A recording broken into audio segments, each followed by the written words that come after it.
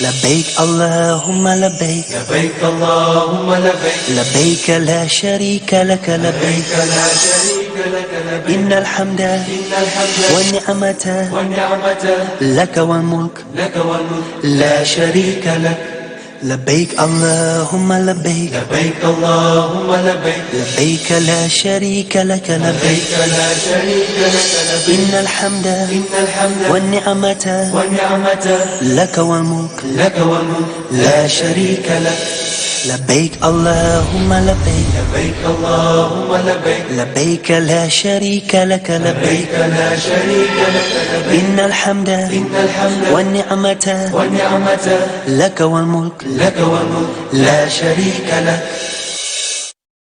بسم اللہ الرحمن الرحیم الحمد للہ رب العالمین والصلاة والسلام الاتمان الاکملان علی خاتم الانبیاء وسید المرسلین نبینا محمد وعلی آلہ وصحبہ اجمعین اما بعد اعوذ باللہ من الشیطان الرجیم وَلِلَّهِ عَلَى النَّاسِ حِجُّ الْبَيْتِ مَنِ اسْتَطَاعَ إِلَيْهِ سَبِيلًا رب اشرح لي صدري ويسر لي أمري واحلل عقدة من لساني يفقهوا قولي. محترم ناظرین کرام، ہم فضائل حج لے کر آج پھر حاضر ہوئے ہیں اور اس ایپیسوڈ میں آج پھر سے آپ کا استقبال کرتے ہیں. السلام علیکم ورحمۃ اللہ وبرکاتہ.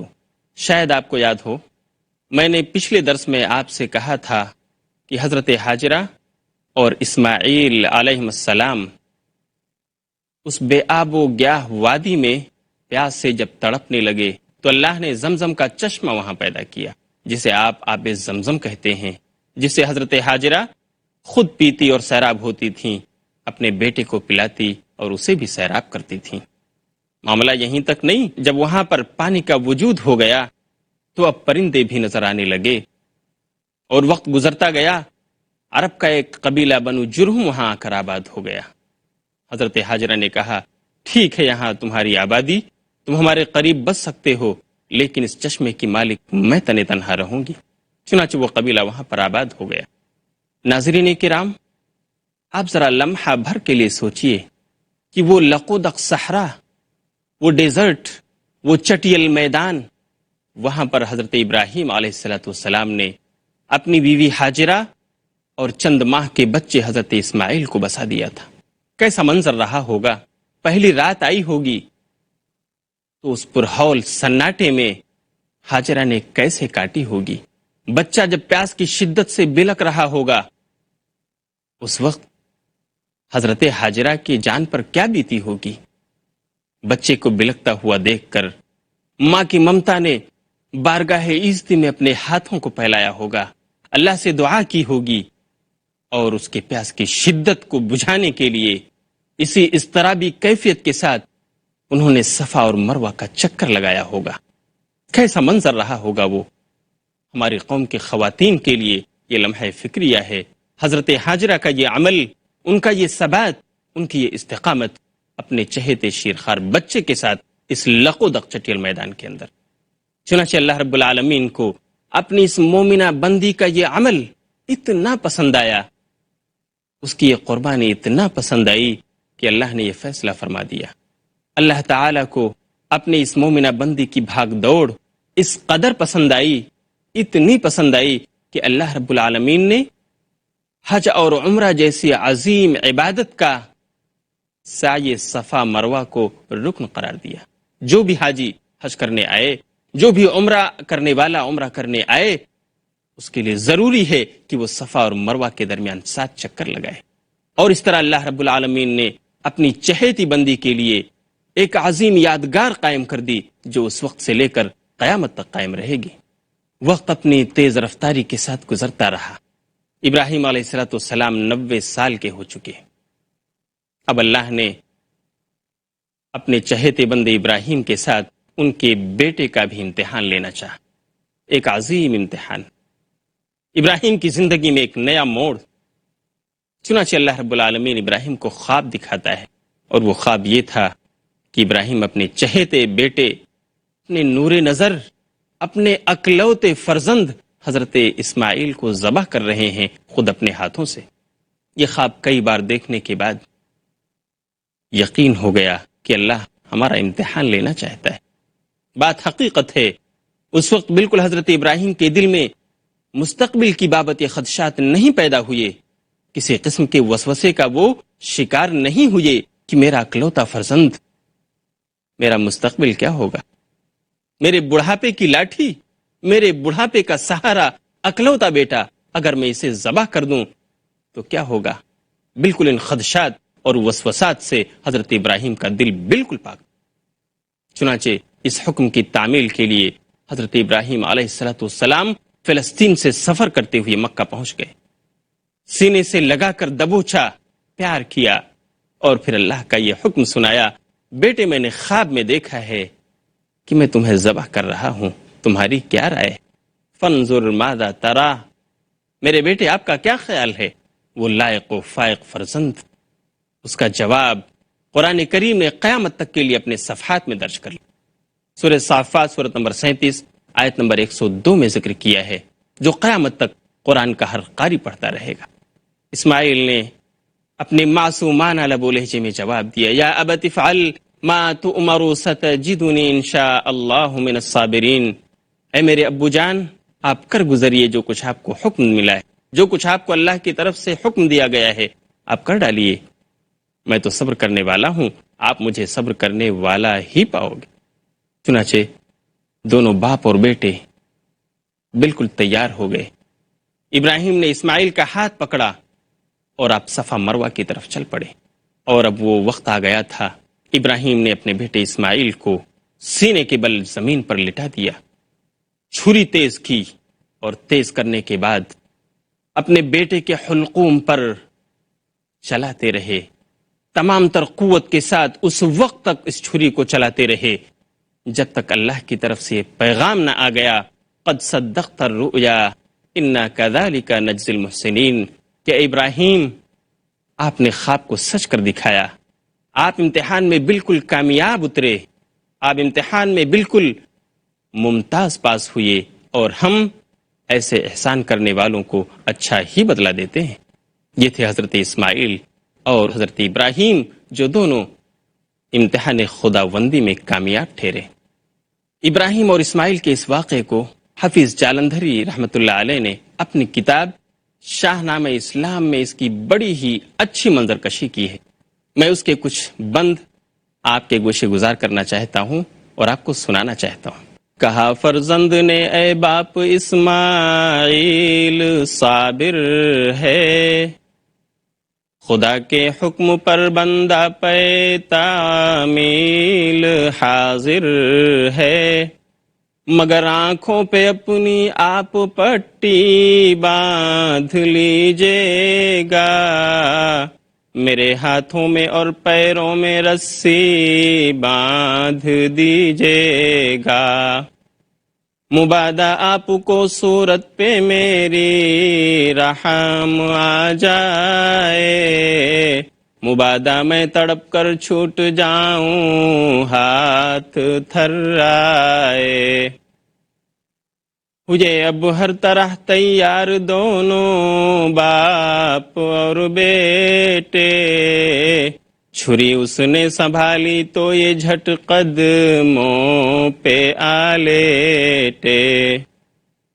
مجھے اب ہر طرح تیار دونوں باپ اور بیٹے، مجھے اب ہر طرح تیار دونوں باپ اور بیٹے، چھری اس نے سنبھالی تو یہ جھٹ قدموں پہ آ لیٹے، زمیں سہمی پڑی تھی آسماں ساکن تھا بیچارہ، کس سے پیشتر دیکھا نہ تھا حیرت کا نظارہ، مشیت کا مگر دریائے رحمت جوش میں آیا، کہ اسماعیل کا ایک رونگٹا کٹنے نہیں پایا، یہ جبریل حاضر اور تھاما ہاتھ حضرت کا، کہا بس امتحان مقصود تھا ایثار و جرأت کا، خطاب اس دن سے اسماعیل نے پایا ذبیح اللہ، خدا نے آپ ان کے حق میں فرمایا ذبیح اللہ۔ چنانچہ اللہ تعالی نے جنت سے ایک میڈھا بھیجا جس کو حضرت جبریل علیہ السلام لے کر ابراہیم کے پاس حاضر ہوئی۔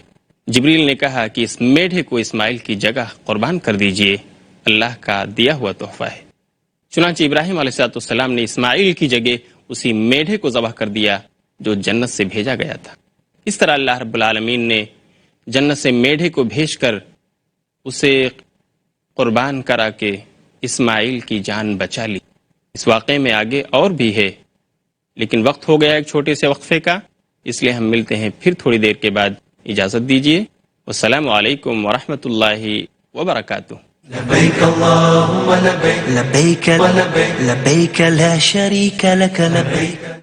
محترم ناظرین کرام، ہم نے آپ کو حضرت ابراہیم اور اسماعیل کا وہ عظیم امتحان جو اللہ رب العالمین نے لیا تھا اس کی بابت آپ کو تفصیل سے بتایا، اور کس طرح ابراہیم اپنے اس امتحان میں کامیاب ہوئے۔ ان کا پیارا لخت جگر حضرت اسماعیل، کس طرح اس نے اپنے آپ کو اپنے ابو کے حکم اور اللہ تعالیٰ کی منشا کے سامنے سرنڈر کر دیا۔ یہ بھی میں نے آپ کو بتلایا کہ اللہ تعالیٰ نے خوش ہو کر جنت سے ایک میڈھا بھیجا اور اسماعیل کی جان بچا لی۔ اللہ تعالیٰ کو ابراہیم کا اپنے اس جگر گوشے کو اپنے ہی ہاتھوں قربان کرنے کا عمل اتنا پسند آیا کہ اللہ رب العالمین نے قیامت تک تمام اہل ایمان کو یہ حکم دے دیا کہ وہ جذبہ ابراہیمی کو اپنے دل میں رکھتے ہوئے ہر سال قربانی کے موقع پر اس یاد کو تازہ کریں اور ابراہیم اور اسماعیل کو یاد کریں۔ اور یہ حکم صرف ان مسلمانوں کے لیے نہیں جو منی کے میدان میں ہوں، حج پر گئے ہوں، بلکہ ان تمام انسانوں کے لیے ہے۔ انہیں چاہیے کہ وہ حج کے ایام آنے پر قربانی کے دن 10 ذی الحجہ کو اپنے اپنے ملک، اپنے اپنے شہر اور اپنی اپنی بستی میں اپنی طاقت کے مطابق جانور خرید کر ذبح کر کے حضرت ابراہیم کی یاد تازہ کیا کریں، اللہ کا تقرب حاصل کیا کریں اس یادگار کو تازہ کر کے۔ کتنی بڑی یادگار ہے جو اللہ نے ابراہیم کے لیے قائم کر دی کہ قیامت تک کے تمام لوگ جو ایمان کے دائرے میں آئیں گے وہ ابراہیم کی اس یاد کو ہر سال تازہ کیا۔ اس انوکھے امتحان میں کامیاب ہونے کے بعد اللہ نے حضرت ابراہیم کو ایک اور بڑے اعزاز سے سرفراز کرنے کا ارادہ فرمایا۔ چنانچہ یہ حکم دیا کہ ابراہیم میرے لیے گھر تعمیر کرو۔ یہ حکم سننا تھا کہ حضرت ابراہیم اور ان کے پیارے لخت جگر حضرت اسماعیل دونوں خوشی خوشی گھر کی تعمیر میں لگ گئے۔ خانہ کعبہ کی دیواریں اٹھنے لگیں۔ جب حجر اسود کے مقام پر پہنچے تو ابراہیم نے اپنے بیٹے سے کہا، اسماعیل کوئی بڑا سا پتھر لے کر آؤ۔ اسماعیل پتھر ڈھونڈنے گئے اور لے کر کے آئے۔ کیا دیکھتے ہیں کہ ان کے ابو حضرت ابراہیم اس جگہ پر کوئی دوسرا بڑا پتھر لگا چکے ہیں۔ اسماعیل پوچھنے لگتے ہیں کہ اے ابو جان، مجھے آپ نے پتھر لینے کے لیے بھیجا تھا، یہ پتھر کہاں سے آیا اور آپ نے کیوں لگا دیا؟ حضرت ابراہیم نے جواب دیا کہ بیٹے، یہ پتھر اللہ رب العالمین نے جنت سے حضرت جبریل کو دے کر بھیجا ہے، وہ لے کر آئے ہیں اور میں نے یہاں لگا دیا ہے۔ یہ وہی پتھر ہے جس کو حجر اسود کہا جاتا ہے، جس کی فضیلت کے بارے میں حدیث وارد ہے، جسے علامہ البانی نے صحیح الجامع الصغیر میں نقل کیا ہے۔ حدیث نمبر ہے 6756۔ اللہ کے رسول فرماتے ہیں، نزل الحجر الاسود من الجنہ وهو اشد بیاضا من اللبن فسودته خطایا بنی آدم، کہ یہ پتھر جنت سے آیا ہے، یہ دودھ سے بھی زیادہ سفید تھا لیکن انسانوں کی غلطیوں نے اسے کالا کر دیا ہے۔ یہ وہ حجر اسود ہے جسے آج ہر مسلمان جو حج یا عمرے کی ادائیگی کے لیے جاتا ہے اسے رسول صلی اللہ علیہ وسلم کی تابعداری کرتے ہوئے چومتا اور بوسہ دیتا ہے۔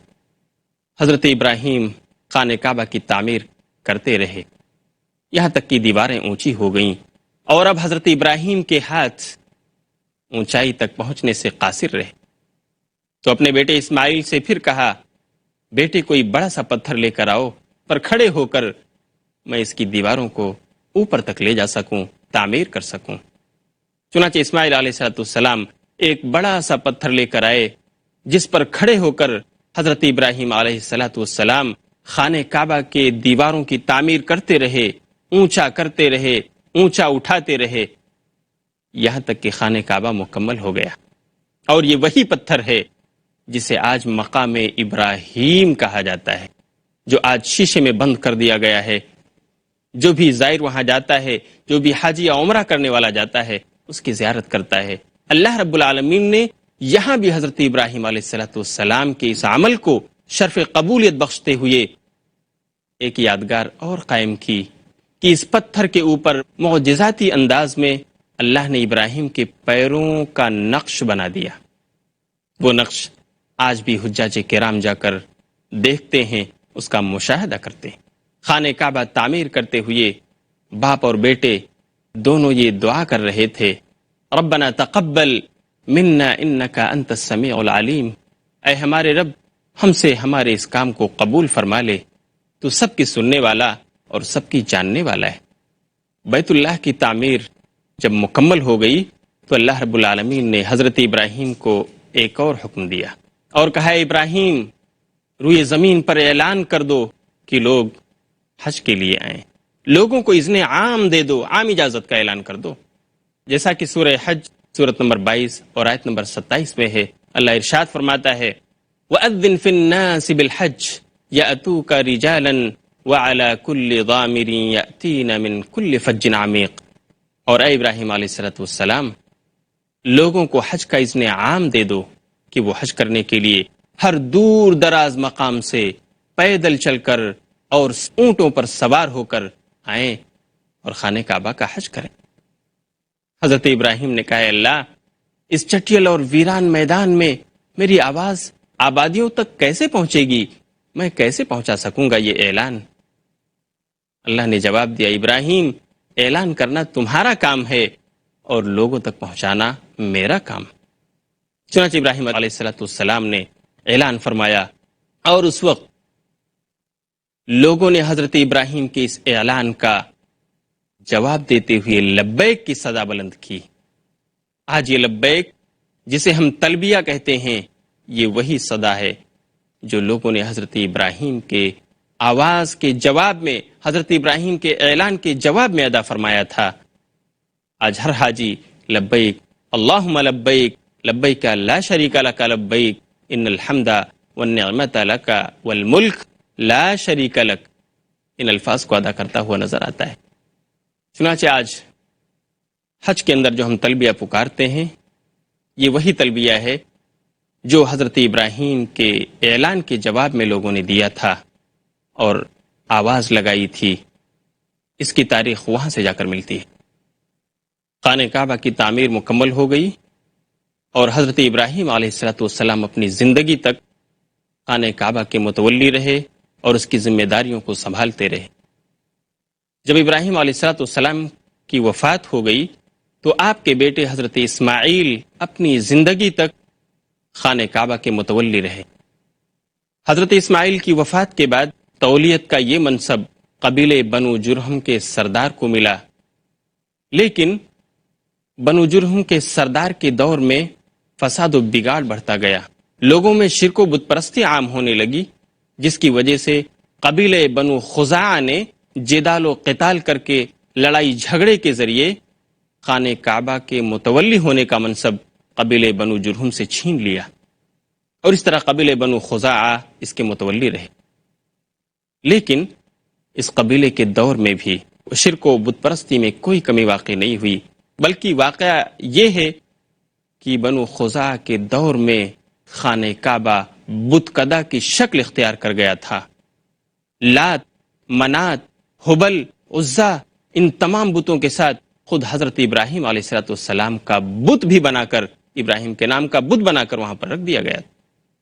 ایک وقت آیا کی تولیت کا یہ منصب اور خانہ کعبہ کے متولی ہونے کا یہ عہدہ قبیلہ قریش کے ہاتھوں میں آ گیا، اور کفار قریش وہ اس منصب پر فائز ہوئے، لیکن ان کے دور میں بھی بت پرستی ختم نہیں ہوئی، شرک بالکل کم نہیں ہوا۔ نبی صلی اللہ علیہ وسلم کی جب بعثت ہوئی اس وقت سے لے کر 21 سال تک، سن 8 ہجری تک، خانہ کعبہ بتوں کا مرکز بنا رہا۔ سن 8 ہجری میں جب اللہ تعالی نے آپ کے ہاتھوں پر مکہ کو فتح کیا تو اس وقت آپ نے جا کر خانہ کعبہ کو بتوں اور تصویروں سے پاک کیا۔ سن 9 ہجری میں امت محمدیہ پر حج فرض ہوا، اور اس وقت حج کے سب سے پہلے امیر الحجاج حضرت ابوبکر صدیق رضی اللہ تعالیٰ عنہ بنائے گئے، اور اللہ کے رسول نے 9 ہجری میں ابو بکر کو امیر الحجاج بنا کر ایک وفد کے ساتھ مکے بھیجا۔ ان لوگوں نے اسلامی شریعت اور اسلامی قانون کے مطابق حج کیا، جبکہ اس سے پہلے کفار قریش زمانے جاہلیت کے مطابق حج کیا کرتے تھے اور اسی کو فالو کرتے تھے۔ سن 10 ہجری میں خود نبی صلی اللہ علیہ وسلم نے 1,24,000 یا دوسری روایت کے مطابق 1,40,000 کی تعداد کے ساتھ آپ نے اپنا پہلا اور آخری حج، جسے حجۃ الوداع کہا جاتا ہے، ادا فرمایا، اور اس طرح اب قیامت تک کے لیے یہ حج امت مسلمہ پر فرض ہو گیا۔ یہ ہے حج کی تاریخ جو میں نے آپ کو تقریباً 3 درسوں میں بتائی۔ ہم اللہ سے دعا کرتے ہیں کہ اللہ ہمیں ان قربانیوں کو جو ابراہیم نے دیں، اللہ ہم سب کو بھی دین کی خاطر انہیں دینے اور ان سب قربانیوں کو برتنے کا جذبہ ہمیں پیدا فرمائے۔ یہ ہے عبادت حج کی مختصر تاریخ اور اس کا تاریخی پس منظر۔ وقت ہو گیا ہے، اس لیے میں آپ سے اجازت چاہوں گا، لیکن بتاتا چلوں کہ اگلے درس میں انشاءاللہ ہم آپ کو بتائیں گے حج اور عمرہ کی فضیلت کیا ہے۔ اب دیکھتے رہیے فضائل حج۔ ملتے ہیں ہم پھر اگلے درس میں انشاءاللہ۔ وآخر دعوانا ان الحمد للہ رب العالمین، والسلام علیکم ورحمۃ اللہ وبرکاتہ۔ لبيك اللهم لبيك لبيك اللهم لبيك لبيك لا شريك لك لبيك لا شريك لك لبيك إن الحمد إن الحمد والنعمة والنعمة لك والملك لك والملك لا شريك لك لبيك اللهم لبيك لبيك اللهم لبيك لبيك لا شريك لك لبيك لبيك لا شريك لك لبيك إن الحمد إن الحمد والنعمة والنعمة لك والملك لك والملك لا شريك لك لبيك اللهم لبيك لبيك اللهم لبيك لبيك لا شريك لك لبيك لبيك لا شريك لك لبيك إن الحمد إن الحمد والنعمة والنعمة لك والملك